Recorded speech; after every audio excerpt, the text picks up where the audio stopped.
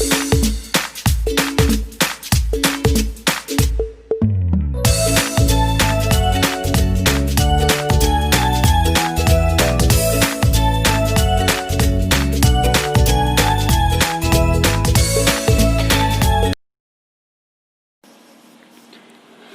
Friends, स्वागत है आपका अपने चैनल गुरुकुल ब्रेंड में। और आज का जो बाल विकास का टॉपिक है वो है व्यक्तित्व या पर्सनैलिटी। दोस्तों, बहुत ही वेरी मोस्ट इम्पोर्टेंट टॉपिक है। इस टॉपिक से बहुत सारे क्वेश्चंस बनते हैं, आप अपने पेपर में भले ही देख सकते हैं। तो इस वीडियो को आप पूरा देखिए, बिल्कुल भी मिस मत कीजिएगा। इसको पूरा वीडियो देखिए कि इसमें सारे क्वेश्चंस आपके कवर हो जाएंगे एक ही वीडियो में।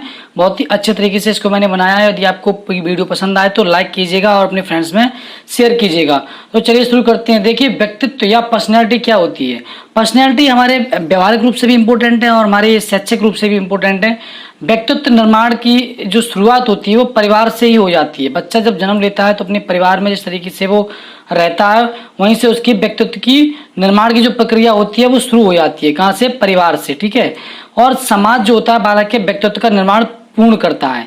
समाज, जिस समाज में रहता है, आपको पता है, जिस एटमॉस्फेयर में रहेगा, जिस एनवायरनमेंट में बालक रहेगा, उसी तरीके के उसके व्यक्तित्व का निर्माण होगा।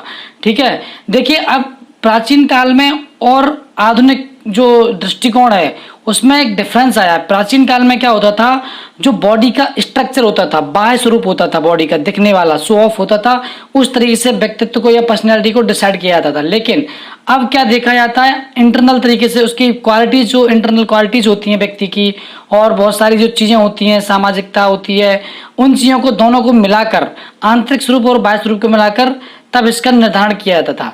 देखिए, प्राचीन दृष्टिकोण में क्या होता था, बाह्य स्वरूप होता था और शरीर रचना के आधार पर। ठीक है। आधुनिक में क्या है, आंतरिक और बाह्य स्वरूप दोनों को मिलाकर तब इसका निर्धारण किया जाता है। ठीक है। व्यक्तित्व की विशेषताएं क्या होती हैं, पहले हम व्यक्तित्व के बारे में थोड़ा और जान लेते हैं। व्यक्तित्व क्या होता है, ये अंग्रेजी भाषा के पर्सनैलिटी शब्द से इसका जो हिंदी अर्थ है वो क्या है, व्यक्तित्व। और यह शब्द लैटिन भाषा के पर्सोना से लिया गया है, जिसका अर्थ क्या होता है, नकली चेहरा या मुखौटा। ठीक है। कहां से लिया गया? लैटिन भाषा के पर्सोना शब्द से लिया गया। लैटिन भाषा का पर्सोना शब्द है जिसका अर्थ होता है नकली चेहरा या मुखौटा, यानी कि बाहर से दिखने वाली चीज। ठीक है। पर्सोना, ये इसका नाम है, लैटिन भाषा का शब्द है, इससे लिया गया है। ठीक है। तो पर्सनैलिटी की विशेषताएं क्या होती हैं, इसकी परिभाषाएं भी अलग अलग वैज्ञानिकों ने दी हैं। वो पीडीएफ में आपको मिल जाएंगी, आप पीडीएफ के लिए व्हाट्सअप कर सकते हैं मोबाइल नंबर 7354200455 पे। ठीक है। तो अलग अलग परिभाषाएं अलग अलग वैज्ञानिकों ने दी हैं। जैसे गिलफोर्ड ने कहा व्यक्तित्व जो है वो व्यक्ति के गुणों का समन्वित रूप है। वाटसन ने कहा है हम जो कुछ करते हैं वही व्यक्तित्व है। ठीक है। बोरिंग ने कहा है वातावरण के साथ सामान्य एवं स्थायी समायोजन ही व्यक्तित्व है। यानी कि बहुत सारे लोगों ने दिया है, तो यहाँ पे टाइम वेस्ट होगा, इसलिए मैं आपको बता रहा हूँ। सामाजिकता, ये व्यक्तित्व की विशेषता क्या है, सोशलिज्म। देखिए, सामाजिकता होती है व्यक्ति के अंदर, एकता होती है या एकीकरण होता है, शारीरिक व मानसिक स्वास्थ्य होता है, सामंजस्य व समायोजन होता है। ठीक है। विकास की निरंतरता होती है, निर्देशित लक्ष्य प्राप्ति होती है, दृढ़ इच्छा शक्ति होती है। ये इसकी स्पेशलिटीज है। ठीक है। अब हम देखते हैं व्यक्तित्व के प्रकार। देखिए, व्यक्तित्व के प्रकार है, अलग अलग दृष्टिकोण से अलग अलग प्रकार बताए गए हैं। ठीक है ना। किसी ने शरीर रचना के आधार पर बताया है। ठीक है। अलग अलग दृष्टिकोण के हिसाब से अलग अलग इसके प्रकार बताए गए हैं। सबसे पहले शरीर रचना के आधार पर एक मनोवैज्ञानिक थे, क्रेस्मर। जर्मन के मनोवैज्ञानिक कौन थे? क्रेस्मर। ये बहुत ही इंपॉर्टेंट है दोस्तों, कई बार पूछे गए हैं। क्रेस्मर और सेल्डर, ये दोनों बहुत ही, सेल्डन जो है वो कई बार पूछे गए हैं, क्रेस्मर भी कई बार पूछे गए हैं। जैसे क्वेश्चन पूछा जाता है क्रेस्मर के अनुसार व्यक्तित्व की जो प्रकार है वो बताइए। तो क्रेस्मर ने 3 प्रकार बताए हैं, पिकनिक प्रकार, एथलेटिक प्रकार और एस्थेनिक प्रकार। पिकनिक प्रकार क्या होता है, ऐसे व्यक्ति जो होते हैं वो, उनका कद छोटा होता है, शरीर भारी, मोटा, गोलाकार और अधिक चर्बी वाला होता है। ठीक है। और ऐसे हंसी मजाक करने वाले लोग होते हैं आपके आसपास, आपने कभी आपके फ्रेंड सर्कल में या कहीं आपने देखे होंगे। पिकनिक प्रकार के जो लोग होते हैं थोड़े सांवले होते हैं, छोटे होते हैं, मोटी गर्दन वाले होते हैं, हंसी मजाक वाले होते हैं। ठीक है। ऐसे लोगों को साइक्लॉइड भी बोलते हैं या गोलकाय व्यक्ति भी बोलते हैं। दूसरा होता है एथलेटिक प्रकार। ये क्या होती है, नॉर्मल, इनकी बॉडी स्ट्रक्चर जो होता है वो नॉर्मल होता है, ना तो ये ज़्यादा लंबे होते हैं ना नाटे होते हैं, और फिट इनकी बॉडी रहती है। ठीक है। और फिट बॉडी रहती है और इनके क्रोध पर नियंत्रण रहता है। और एक ऐसे होते हैं सामाजिक प्रवृत्ति वाले व्यक्ति होते हैं। ठीक है। और इन्हें सामाजिक प्रतिष्ठा भी मिलती है क्योंकि ये समाज के लोगों से मिलते जुलते हैं, इनको सोशल प्रेस्टीज काफ़ी मिलती है। ठीक है।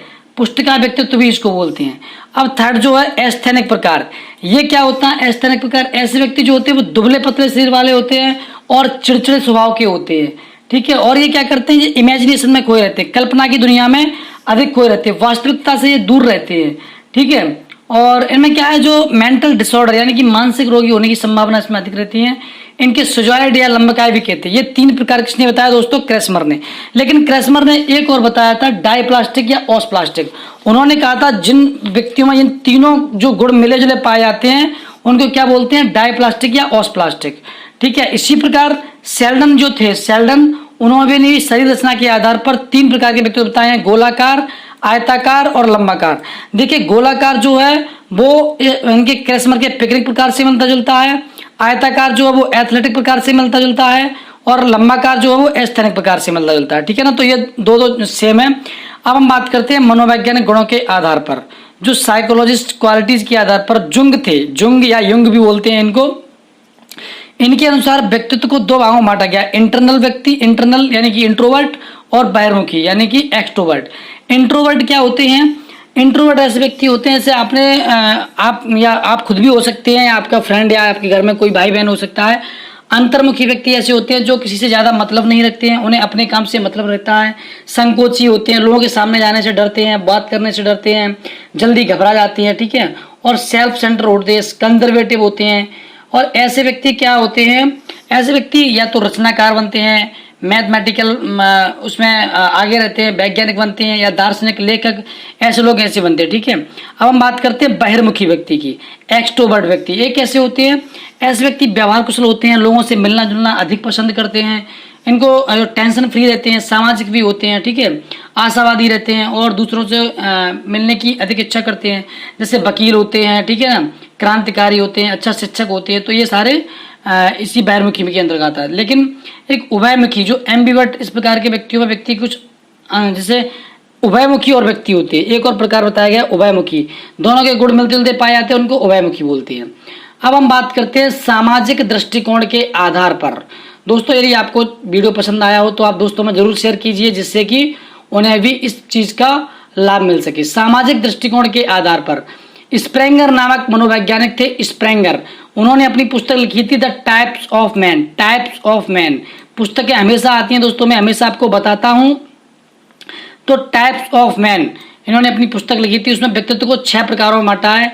सैद्धांतिक व्यक्ति, आर्थिक व्यक्ति, जो सैद्धांतिक होते हैं जैसे सिद्धांतवादी होते हैं, लेखक होते हैं, कवि होते हैं। दूसरा होता है आर्थिक व्यक्ति। आर्थिक कैसे होते हैं? जो धन एकत्रित करने वाले व्यक्ति रहते हैं, जैसे व्यापारी होते हैं, ठीक है ना, उद्योगपति होते हैं। तीसरा होता है धार्मिक। धार्मिक में आते हैं साधु, पंडित वगैरह। राजनीतिक आते हैं नेता वगैरह, ठीक है। और सामाजिक में आते हैं समाज सेवी व्यक्ति होते हैं।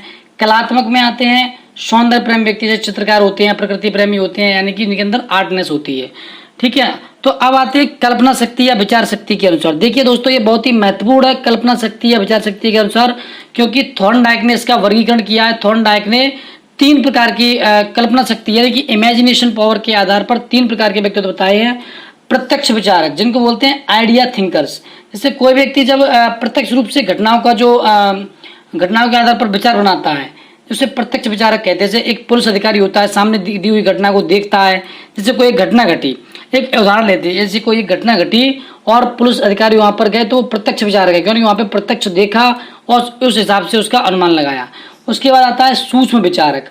सूक्ष्म विचारक कैसे होते हैं? जो किसी विषय को गहनता पूर्वक जिसका अध्ययन करने के आधार पर या अवलोकन करने के आधार पर विचार बनाती है, ऐसे व्यक्ति को सूक्ष्म विचारक कहते हैं। जैसे अब आता है जज को, जैसे कोर्ट में जब वो व्यक्ति जाएगा तो जज उसका सूक्ष्मता से उसका अवलोकन करेगा, तब उस पर निर्णय देगा, यानी कि सूक्ष्म विचारक ऐसे होते हैं। उसके बाद आते हैं स्थूल विचारक। ऐसे विचारक कैसे होते हैं? नेता या व्यापारी वगैरह, जो लाभ हानि के बारे में देखते हैं, किसी भी चीज में वो अपनी लाभ या हानि देखती है, उसी तरीके से उसी दृष्टिकोण से देखते हैं, ठीक है। अब हम बात करते हैं आधुनिक दृष्टिकोण। देखिए आधुनिक दृष्टिकोण क्या है? आधुनिक दृष्टिकोण में भी व्यक्ति को 3 भागों में बांटा गया है। पहला है भावुक व्यक्ति। भावुक व्यक्ति या मैन ऑफ फीलिंग्स, ये क्या होते हैं? इनके अंदर फीलिंग्स पाई जाती हैं। दूसरा है कर्मशील व्यक्ति, मैन ऑफ एक्शन, ये कर्म में लगे रहते हैं। तीसरा है विचारशील व्यक्ति, यानी कि विचारशील व्यक्ति, मैन ऑफ थॉट, ये सोचने वाले व्यक्ति होती है, ठीक है। तो ये आधुनिक दृष्टिकोण है। उसके बाद आइजेंक नाम के एक मनोवैज्ञानिक थे, उन्होंने भी वर्गीकरण किया है। उन्होंने कैसा वर्गीकरण किया है? उन्होंने 4 प्रकार के व्यक्ति बताए हैं। इंट्रोवर्ट यानी कि अंतर्मुखी, ये मैंने आपको भी बता दिया है, जैसा कि पिछले बताया था। किसने बताया था? युंग ने, जो महत्वपूर्ण है।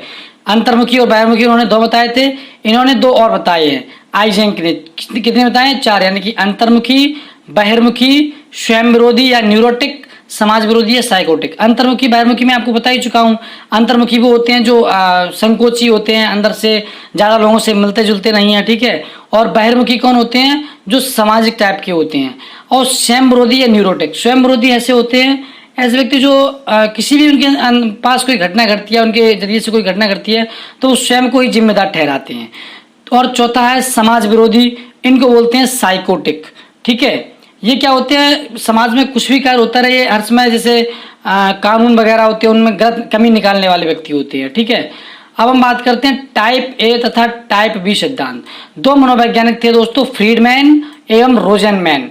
फ्रीडमैन और रोजनमैन कई बार क्वेश्चन आया है, सीटेट में क्वेश्चन आया है, एमपी टेट में भी क्वेश्चन आए हैं इसके, और DSSS में भी क्वेश्चन आए हैं, KVS में भी क्वेश्चन आए हैं फ्रीडमैन और रोजनमैन से। तो फ्रीडमैन और रोजनमैन ने व्यक्तित्व को 2 प्रकारों में वर्गीकृत किया। पहला प्रकार है इनका टाइप ए व्यक्ति, और दूसरा है टाइप बी। टाइप ए में इन्होंने इन व्यक्तियों को रखा है जैसे जिनके अंदर धैर्य की कमी होती है, उतावले होते हैं, समय की कमी को महसूस करते हैं, और लेकिन इनके अंदर उच्च स्तर की प्रेरणा होती है, यानी कि जो मोटिवेशन होता है वो भरा रहता है इनके अंदर, ठीक है। और ये क्या करते हैं? ऐसे लोग मंद गति से जो मतलब इनका काम यदि धीमे धीमे होता है तो ये असहाय यानी कि कठिनाई का अनुभव करते हैं। इस व्यक्ति वाले लोग अति रक्तदान और कोरोनरी हृदय के प्रति ज्यादा संवेदनशील होते हैं, ठीक है। अब टाइप बी व्यक्ति वाले टाइप ए व्यक्ति वाले के ठीक विपरीत होते हैं, यानी कि जैसे टाइप ए वाले व्यक्ति जो फास्ट तरीके से काम करने में रहते हैं, ठीक है। तो टाइप बी वाले आलसी टाइप के होते हैं, हंसमुख टाइप के होते हैं, ठीक है। और उतावलापन इनके अंदर नहीं होता है, आराम से कार्य करने वाले होते हैं। तो ये इसमें से बहुत सारे क्वेश्चन बनते हैं। क्वेश्चन कैसे बनते हैं आप देख लीजिएगा। जैसे आधुनिक दृष्टिकोण के हिसाब से व्यक्तित्व को कितने भागों में बांटा गया है, या ऐसे क्वेश्चन आ जाएगा आधुनिक दृष्टिकोण से के हिसाब से इनमें से कौन सा व्यक्तित्व का प्रकार नहीं है। तो इनमें से दे दिया भावुक व्यक्ति, कर्मशील व्यक्ति, ठीक है ना। इनमें से एक भावुक दे दिया, तो अन्य ऑप्शन दे दिए। इसी प्रकार आइजेंक के वर्गीकरण सबसे ज्यादा आता है फ्रीडमैन और रोजनमैन का, ठीक है। और पिकनिक शरीर रचना के आधार पर बताए हैं किसने? क्रेसमर ने और शेल्डन ने। क्रेसमर और शेल्डन का वर्गीकरण जो है वो सेम टाइप का है, ठीक है। और भी कई लोगों ने एक भारतीय दृष्टिकोण और है दोस्तों, भारतीय दृष्टिकोण जो भारत दर्शन की जो भगवत गीता में बताया गया है, अध्याय 14 का श्लोक 9 है, उसमें 3 प्रकार के व्यक्तित्व बताए हैं। सात्विकी या सत्वगुणी ऐसे व्यक्ति होते हैं जो धार्मिक प्रवृत्ति के होते हैं। सात्विकी व्यक्ति होते हैं, पहला है सात्विकी व्यक्ति, ये ऐसे व्यक्ति होते हैं जो धार्मिक प्रवृत्ति के होते हैं और ईश्वर में विश्वास करने वाले होते हैं, ठीक है। दूसरा टाइप इसमें बताया गया है राजसी, ये व्यक्ति कर्म में विश्वास करते हैं और महत्वाकांक्षी प्रवृत्ति व्यक्ति सत्ता प्राप्ति की इच्छा करने वाले होते हैं। कौन से? राजसी, या इनमें रजोगुणी होती हैं, ठीक है। और तीसरा होता है तमोगुणी, ये व्यक्ति आलसी होते हैं, सुख में विश्वास करते हैं, ठीक है, सुख प्राप्ति में, उन्हें काम से मतलब नहीं रहता है, उन्हें बस खाने पीने को मिल जाए और आराम से लेटे रहें। तो ये क्या है? भारतीय दृष्टिकोण इसको बताया गया है। तो मैंने आपको सारे दृष्टिकोण के हिसाब से व्यक्तित्व बताया, पर्सनैलिटी। इसके अगली क्लास में हम व्यक्तित्व के सिद्धांत बताएंगे, जिसको आप जरूर देखिएगा। यदि आपको कंटेंट पसंद आया हो तो आप चैनल को सब्सक्राइब कर लीजिए यदि सब्सक्राइब नहीं किया है, और दोस्तों में शेयर कर दीजिए।